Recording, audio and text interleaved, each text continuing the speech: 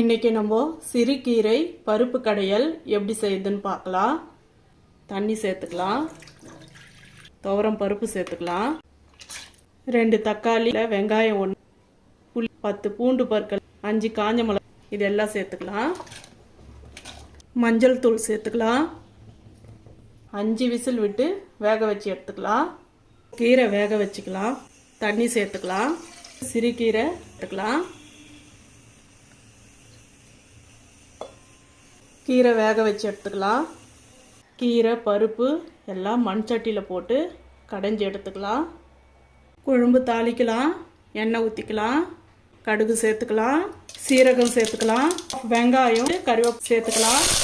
இப்போ கடைஞ்ச கீரையும் பருப்பும் சேர்த்துக்கலாம். இந்த வீடியோ பிடிச்சிருந்தா லைக் பண்ணுங்கள், ஷேர் பண்ணுங்கள், சப்ஸ்கிரைப் பண்ணுங்கள். தேங்க்யூ.